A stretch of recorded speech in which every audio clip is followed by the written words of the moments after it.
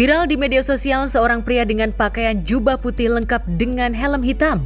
Namun yang menarik perhatian adalah sebuah buku berukuran besar seperti sengaja dipasang di stang motornya.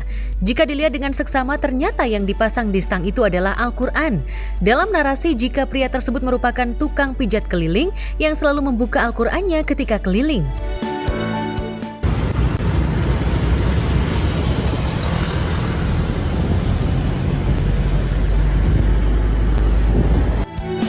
Tentu saja video tersebut memantik reaksi beragam dari warganet, apalagi banyak mudorotnya ketimbang manfaat ketika membaca Quran sambil mengendarai kendaraan. Jika dilihat dengan seksama, pria tersebut sama sekali tak membaca Al-Quran ketika tengah mengendarai motor meski Qurannya dibuka. Pandangannya tetap awas melihat ke jalan.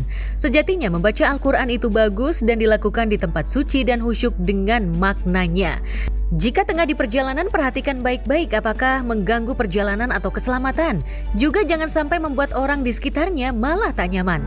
Bagus banget Pak, tapi tempatnya harus yang benar Pak. Kenapa? Karena bukan cuma Bapak yang bakalan celaka nantinya, tapi orang lain bisa celaka juga karena Bapak. Yang bagus adalah kalau baca Quran ya di tempatnya lah. Atau enggak Bapak kalau mau di jalan ya berhenti dulu di pinggir supaya membaca Quran juga lebih khusyuk dan nggak diomelin orang pada akhir atau membuat celaka diri sendiri atau orang lain karena keluarga di rumah pasti menunggu Bapak. Warganet mendadak menyerang Badan Pembinaan Ideologi Pancasila atau BPIP yang diduga punya peran di balik pelepasan jilbab bagi pasukan Paskibraka 2024 perempuan yang berhijab. Dilansir dari berbagai sumber, ada 18 dari 76 Paskibraka Indonesia yang mengenakan tudung hijab. Namun tak ada satupun yang mengenakan saat pengukuhan oleh Presiden Joko Widodo pada Selasa tepat 13 Agustus lalu. Tak ayal, kasus ini kemudian mencuat ke publik. Ada dugaan bahwa pasukan Paskibraka 2024 perempuan yang berjilbab itu diwajibkan mencopot jilbab. BPIP selaku penanggung jawab program Paskibraka tahun ini pun langsung disorot karena kejadian ini baru pertama kali terjadi di bawah naungan mereka. Tugasan nanti 17 itu mah, katanya dia bilang nanti kalau pas 17-an seandainya Tata lulus, nanti tanggal 17 cuma Tata lepas kerudung. Gimana ya Maya? Gimana Mbak? Saya bilang.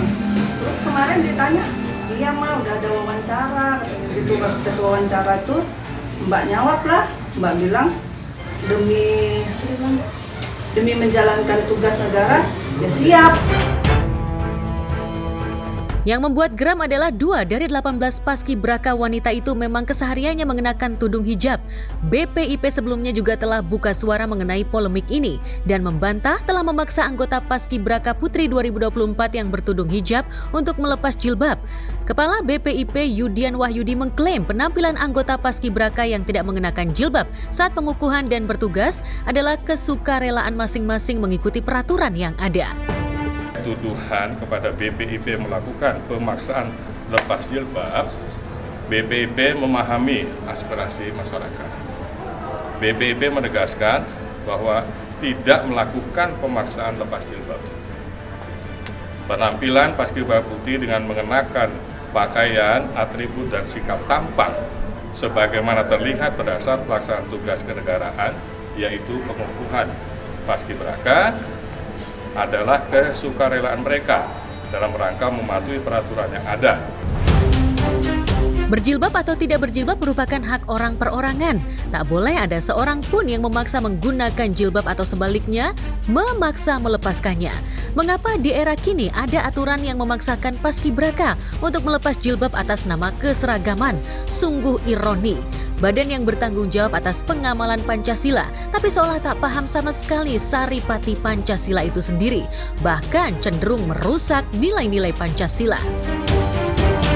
Saya sangat menyayangkan ini harus ke depan, harus kita jaga bersama, jangan sampai dengan alasan agar ada keseragaman, tapi menabrak nilai-nilai keteguhan yang sudah dimiliki para individu. Untuk perempuan sendiri, aku sebagai perempuan kalau aku di posisi itu dan aku sudah bikin keputusan untuk menutupi aurat termasuk rambut untuk berhijab dan untuk lebih serius dengan ketaatan aku pasti akan tersinggung sih dengan permintaan seperti itu karena maksudnya segampang itu kamu minta aku lepas gitu.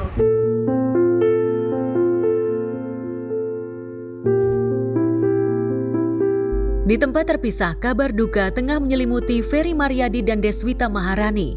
Ibunda Ferry, Rospita, meninggal dunia pada hari Rabu tepat 14 Agustus 2024 lalu. Sayangnya ketika ibunda tercinta tutup usia, Ferry tak bisa menemani lantaran harus berkegiatan di Kendari, Sulawesi Tenggara. Sebelum disolatkan, Ferry tampak gontai memasuki kediamannya yang sudah penuh dengan ucapan duka serta kerabat dan sahabat yang hadir untuk melayat.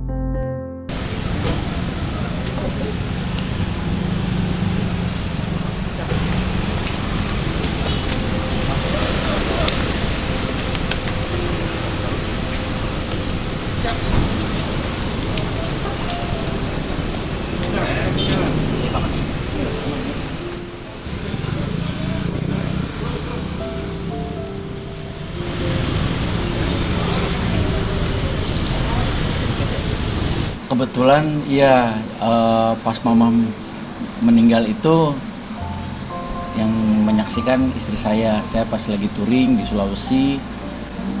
Habis sholat ada notif dari anak saya Lea, ayah udah tahu.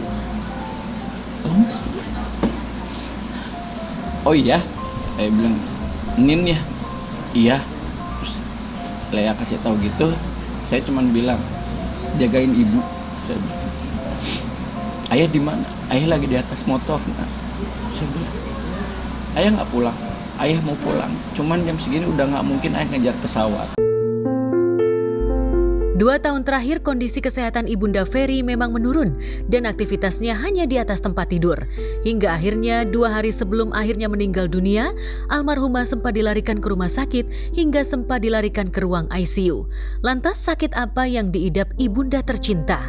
Nggak ada ya, kalau orang tua sih Mama maksudnya tuh sakitnya darah tinggi aja. darah tinggi, tapi itu pun juga nggak yang Ya, sama parah-parah amat. sama paling asam lambung, karena kan ya mungkin kalau udah tua ya kadang mereka makan sesuai dengan selera yang mereka mau, bukan apa yang harusnya kita makan. Begitu aku naik gitu, aku kaget banget gitu, ternyata mama tuh lagi lagi dikerubutin sama dokter sama suster juga gitu, lagi dikasih CPR manual gitu ya. Cuman bisa bilang maafin Eri, maafin Lea, maafin Abai, maafin kita semua ya Ma gitu. Maafin Eri belum bisa nemenin Mama gitu. Nggak lama kakaknya Akang dateng, yang paling gede, yang laki-laki gitu. Cuma kira-kira 1, 2, 3 menit kakaknya Akang nyampein kalau Mama boleh pergi sekarang. Ferry benar-benar terpukul. Awan duka semakin pekat ketika almarhumah dimasukkan ke liang lahat. Ferry tampak lirih ketika mengazankan dan mengikomahkan almarhumah.